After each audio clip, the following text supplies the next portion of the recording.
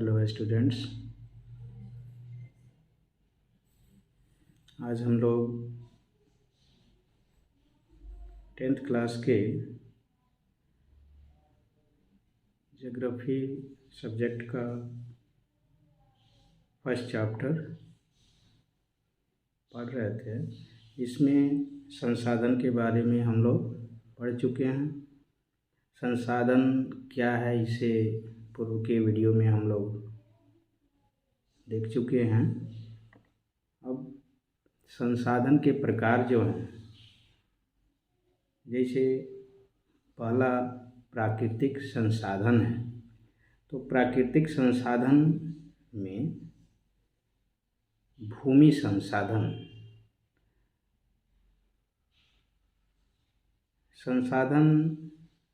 की संकल्पना से आप अवगत हो चुके हैं।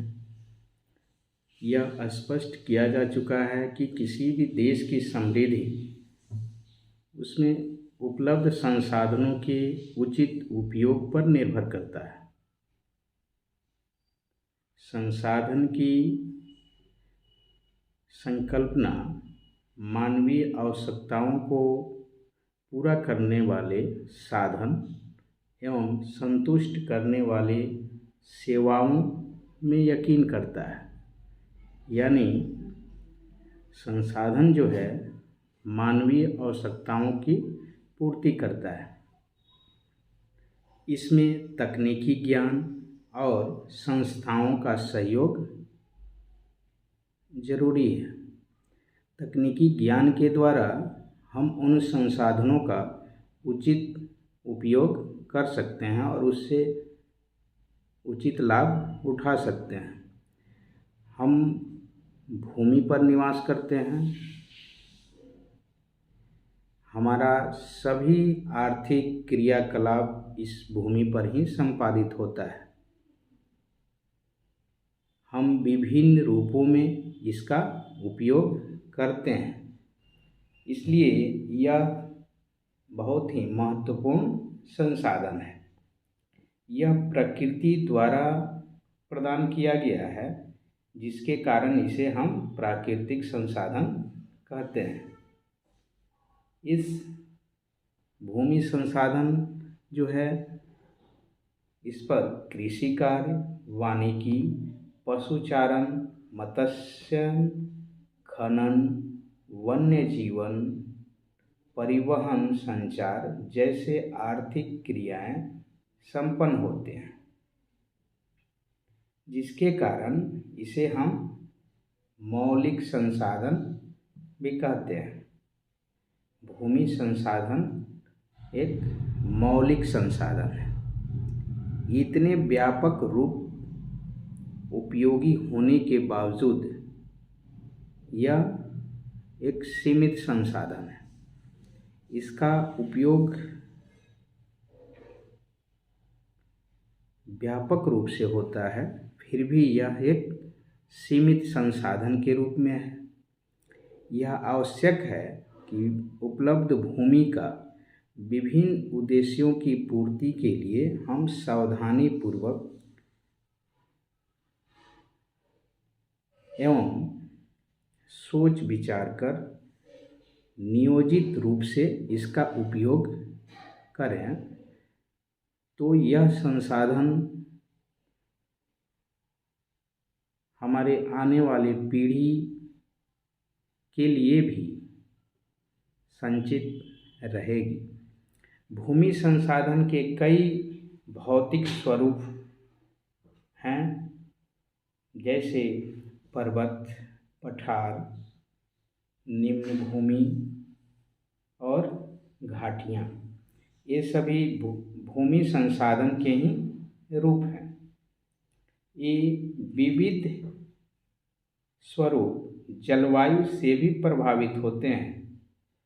ये जो भूमि संसाधन के स्वरूप हैं, ये जलवायु से प्रभावित होते हैं। भारत भूमि संसाधन में संपन्न है। यहाँ कुल उपलब्ध भूमि के लगभग 43% भाग यानी 43% भाग जो है मैदानी भाग है, जो कृषि एवं उद्योगों के विकास के लिए उपयोगी है। 30% भाग पर्वतीय क्षेत्र है, जो 12 मासी यानी सालों भर नदियों के प्रवाह को सुनिश्चित करता है, पर्यटन विकास के लिए अनुकूल परिस्थितियां मुहैया कराता है। यह 30% भाग पर्वतीय क्षेत्र है। यह पारिस्थितिकी संतुलन के लिए भी महत्वपूर्ण है। देश का 27% भूभाग पठार के रूप में विस्तृत है, जहाँ पर खनिज, जीवाश्म ईंधन एवं वन संपदा के कोष संचित रूप में पाए जाते हैं। ये मैदानी भाग, पर्वतीय भाग और पठार, यानी मैदानी भाग जो हैं 43%, पर्वतीय भाग जो हैं 30% और 27% भाग जो हैं पठार के हैं। ये सभी भूमि संसाधन के स्वरूप हैं। अब है कि मृदा निर्माण। यह जो मृदा निर्माण होता है, मृदा पारितंत्र का एक महत्वपूर्ण घटक है। ये जो इकोसिस्टम है, इसका एक महत्वपूर्ण घटक है। असंगठित पदार्थों से निर्मित पृथ्वी की सबसे ऊपरी पतली परत मृदा कहलाती है। यानी पृथ्वी की सबसे ऊपरी पतली परत जो है, उसे हम मृदा कहते हैं। मिट्टी या मृदा सर्वाधिक महत्वपूर्ण नवीकरणीय प्राकृतिक संसाधन है।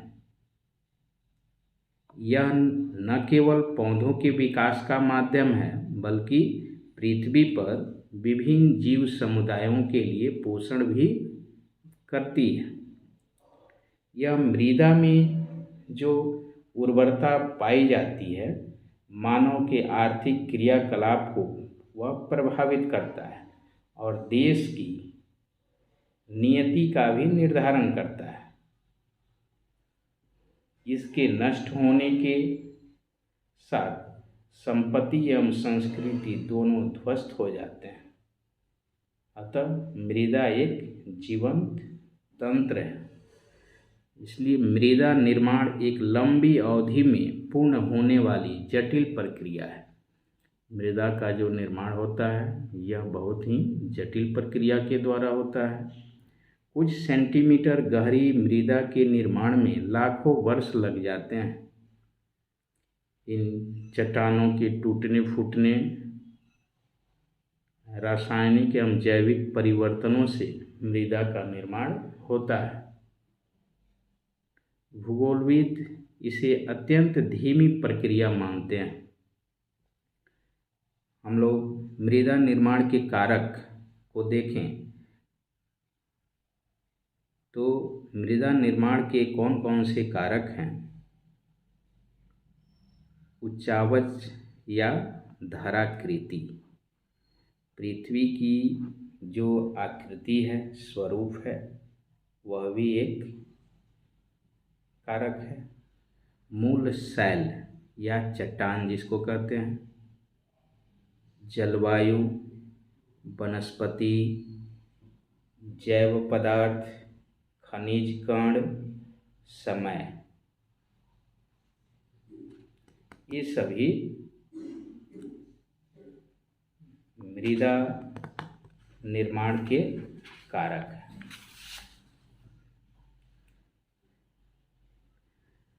तापमान परिवर्तन, प्रवाहित जल की क्रिया, हिमनद में जो नदियाँ हिम यानी बर्फ़ के कारण निकलती हैं और वे उसमें जल भरी रहती हैं।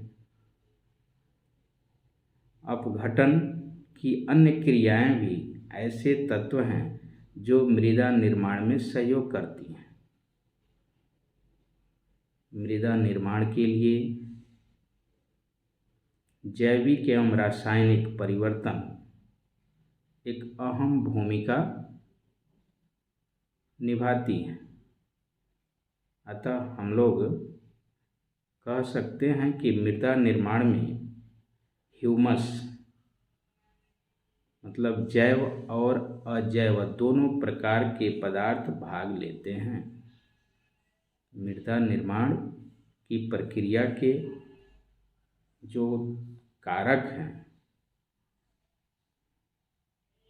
निर्धारक जो तत्व हैं, उनके रंग, गहराई, आयु व रासायनिक और भौतिक गुणों के आधार पर भारत की मृदा को हम लोग अध्ययन के लिए कई भागों में बांटकर इसका अध्ययन करते हैं। जैसे आप लोग जलोढ़ मृदा, जलोढ़ मिट्टी का नाम सुने होंगे, काली मिट्टी,